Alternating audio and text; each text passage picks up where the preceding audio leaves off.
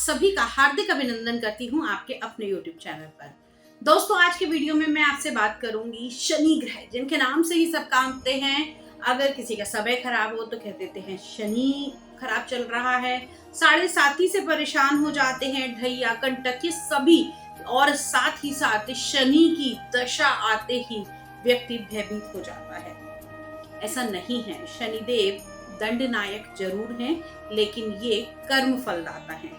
अगर आपके कर्म अच्छे होंगे तो आपको अच्छे रिजल्ट मिलेंगे, और अगर आपके कर्म खराब हैं तो निश्चित तौर पर आपको उनका भुगतान करना पड़ेगा।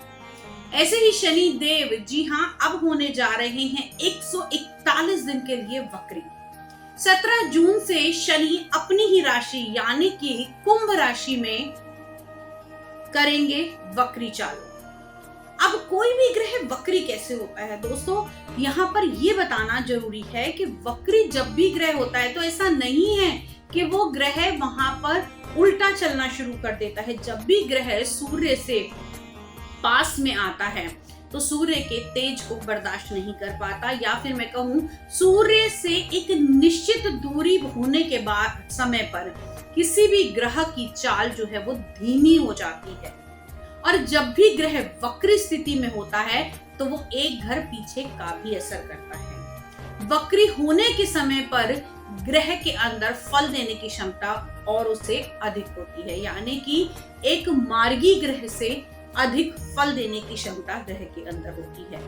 अब ये शनि जो पहले से ही धीरे धीरे चलते थे, वक्री होने पर इनकी जो फल देने की क्षमता है वो और ज्यादा होने वाली है, और एक घर पीछे से भी असर देंगे। तो आज बात करेंगे हम एरीज राशि वालों के बारे में, मेष लगन राशि वालों के बारे में।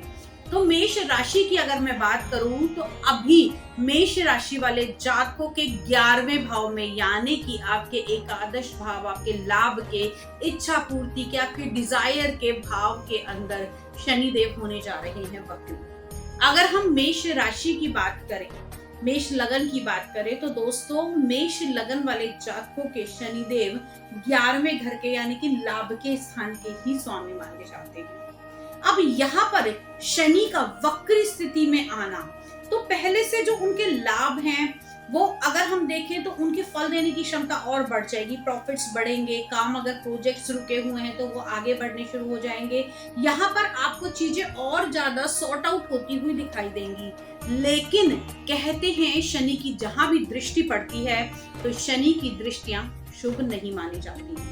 तो 11वें भाव से यानी कि आपके लाभ के स्थान से शनिदेव सीधा सीधा दृष्टि डालेंगे आपके लगन के भाव पर, तो कहीं ना कहीं थोड़ा सा आपको आलसी बना देंगे।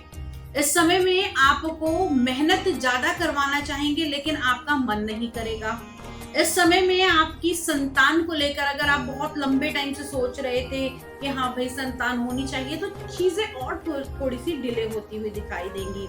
शादी विवाह की बात चल रही थी तो उसके अंदर अगर हम कहें तो बात जो आगे बढ़ी थी वो प्रोसेसिंग में आएगी, लेकिन विवाह तक अभी इन 140 दिन के दौरान नहीं पहुंच पाएगी। साथ ही साथ जैसा कि मैंने कहा था कि शनिदेव एक घर पीछे से भी असर देते हैं, तो शनिदेव जब आपके 11वें स्थान पर वक्री हैं तो कहीं ना कहीं आपके दशम भाव को भी प्रभावित करेंगे, क्योंकि एक भाव पीछे से इनका फल देने का नेचर है। तो अब यहाँ पर जो लोग जॉब चेंज करना चाहते थे उनकी जॉब बदल सकती है, जिन लोगों को ट्रांसफर नहीं मिल रहा था वो ट्रांसफर मिल सकता है। और सबसे बड़ी बात ये देखिए कि शनिदेव यहाँ पर शतभिषा नक्षत्र के अंदर अपनी राशि अपना वक्री स्थिति में जाएंगे, और शतभिषा नक्षत्र जो माना जाता है वो राहु का नक्षत्र माना जाता है। तो यहाँ पर जब भी कोई ग्रह वक्री होता है तो इमीडिएट अचानक से फल देता है, उसके बाद में राहु के नक्षत्र में भी आ जाना, तो कहीं ना कहीं आपको बहुत जल्दी ही रिजल्ट मिलते हुए दिखाई देंगे। हाँ, यहाँ पर आपकी यात्राएं इस समय में हो सकती हैं, आपके कारोबार में उन्नति हो सकती है, लेकिन ये भी ध्यान रखिएगा कि अगर आपकी कुंडली के अंदर शनिदेव का कोई ग्रह दशा ऐसी चल रही है या कहीं शनि आपका पाप कत्री है, पाप प्रभाव में है, या यहाँ पर दुष्प्रभाव शनि के ऊपर है और आपकी कुंडली के अंदर कोई दशा अंतरदशा ऐसी चल रही है जिसमें शनि देव आपको अच्छे रिजल्ट नहीं दे रहे, तो वहां पर ये वाइस वर्सा सिचुएशन रहेगी। आपके फल जो है वो उसी के अनुसार बदल जाएंगे, क्योंकि दोस्तों हर व्यक्ति के अपने कर्म हैं, हर व्यक्ति की अपनी कुंडली है। लेकिन अगर हम अमूमन तौर पर देखें, अगर हम काल पुरुष की कुंडली के अनुसार देखें तो यहाँ पर कुछ चीजें आपकी बदलती हुई दिखाई देंगी। मेष राशि वाले जातकों को, मेष लगन वाले जातकों को ये जरूर ध्यान में रखना पड़ेगा कि यहाँ पर शनि एकादश भाव में आपसे मेहनत तो कराएंगे, लेकिन इस समय में आपको इमीडिएट रिजल्ट देने की भी शक्ति रखते हैं। तो यहाँ पर आपको वो ही काम करने चाहिए जिसमें आपको रिजल्ट बहुत जल्दी मिल जाए। बड़ा इन्वेस्टमेंट करने से पहले आपको 2 बार सोच लेना चाहिए। और साथ ही साथ ये बता दूं, आपके कर्म के स्वामी भी हैं शनिदेव, तो यहाँ पर जो भी काम करेंगे उसके वैसे ही रिजल्ट मिलेंगे। अपनी लेबर को अगर आप परेशान कर रहे हैं तो शनिदेव इस समय में आपको रिजल्ट ऐसे देंगे कि आपकी लेबर काम छोड़ के चली जाएगी, या फिर मैं कहूँ कि आपका लेबर वर्क जो है वो खराब होता हुआ दिखाई देगा। साथ ही साथ इस समय में आप लोगों को अध्यात्म की तरफ और जुड़ाव होता हुआ दिखाई देगा, क्योंकि यहाँ से अष्टम भाव पर आपकी दृष्टि जरूर पड़ रही है। और अष्टम भाव जो माना जाता है वो गूढ़ ज्ञान का और मृत्यु का स्थान माना जाता है। तो मृत्यु की अगर मैं बात करूं तो इस समय में आपको विरक्ति देगा। विरक्ति कैसे देगा? भौतिक संसार से विरक्ति देगा, क्योंकि एक दृष्टि आपके लगन पर भी है, आपके दिमाग पर भी है। तो यहाँ पर आपको एकांतवादी अवश्य बनाते हुए दिखाई देंगे, और ये एकांतवादी आपको बहुत ही ज्यादा स्पीड से आपको लगेगा, आपको ये लगेगा सब मोह माया है, सब चीज बेकार है, मुझे इन सब से कट ऑफ हो जाना चाहिए, मुझे किसी रिलेशनशिप की जरूरत नहीं है, मुझे प्रेम की जरूरत नहीं है, क्योंकि पंचम भाव को भी इस समय में प्रभावित किया हुआ है शनिदेव ने।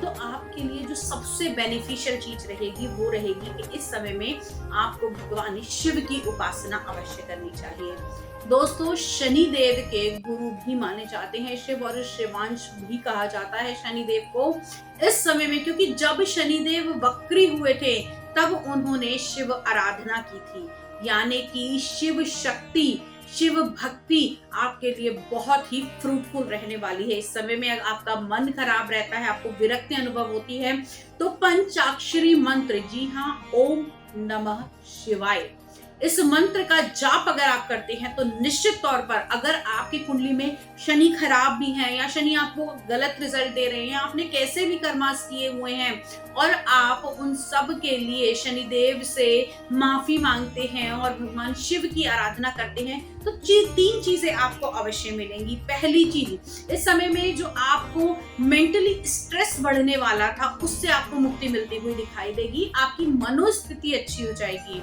दूसरी चीज, यहाँ पर आपको समाज के साथ जो आपका कटाव बनने वाला है उस कटाव को रोकेगा, आपको समाज के साथ जोड़कर चलेगा। इस समय में आप अपने कैरियर पर भी फोकस कर पाएंगे अगर आप ओम नमः शिवाय का जाप करते हैं। तीसरी चीज, आपको विरक्ति तो देगा लेकिन आपको गूढ़ ज्ञान की तरफ लेकर जाएगा। ये ज्ञान किसी भी तरीके का हो सकता है। अगर आप स्टडी करना चाहते हैं तो आपको पीएचडी करवा सकता है, किसी फील्ड के अंदर आप आगे बढ़ना चाहते हैं तो मंत्र चैंटिंग की तरफ भी आपको लेकर जा सकता है। ये किसी भी चीज की डीप नॉलेज आप लोगों को इस समय में करवा सकते हैं, और ये 140 दिन आप लोगों के सीखने के हैं। इस समय में शनि की वक्री चाल आपको इतना बड़ा लेसन देकर जा सकती है जिससे आपके आने वाले समय में आपकी उन्नति होगी। तो यहाँ पर आपको शनिदेव को इस पॉजिटिव वे में लेना चाहिए कि मेष लगन वाले जातकों के अगर अष्टम भाव के ऊपर दृष्टि पड़ रही है और 10वें और 11वें भाव के मालिक इस समय वक्री होने वाले हैं, तो निश्चित तौर पर आपके कर्म में बदलाव देंगे, आपके काम को एक्सपेंड कराएंगे। मेहनत निश्चित तौर पर आपको पहले से ज्यादा करनी पड़ेगी, लेकिन इस काम के प्रेशर को, इस वर्क प्रेशर को, घर के प्रेशर को झेलने के लिए आपको निश्चित तौर पर भगवान शिव की उपासना करनी चाहिए। इससे आपको रिजल्ट तो अच्छे मिलेंगे ही मिलेंगे, साथ ही साथ शनिदेव आपकी पद उन्नति भी करा के जाएंगे। इस चीज को नोट कर लीजिएगा कि ये 140 दिन अगर आप शनिदेव की आराधना से ज्यादा भगवान शिव की उपासना करते हैं तो आपको रिजल्ट पहले से बिल्कुल चेंजेस होते हुए दिखाई देंगे। तो इस समय को बिल्कुल भी वेस्ट ना जाने दें। ये अगर आपकी कुंडली में मैं कहूँ वक्री स्थिति आई है तो बहुत कुछ दे सकती है, और वो भी राहु के शतभिषा नक्षत्र के अंदर। अगर शनिदेव आपकी कुंडली में आपके प्रॉफिट के आय के भाव में वक्री हो रहे हैं तो उस चीज का आपको फायदा निश्चित तौर पर उठाना चाहिए। आज के वीडियो में इतना ही। अगले वीडियो में आपसे फिर से मुलाकात करती हूँ। तब तक के लिए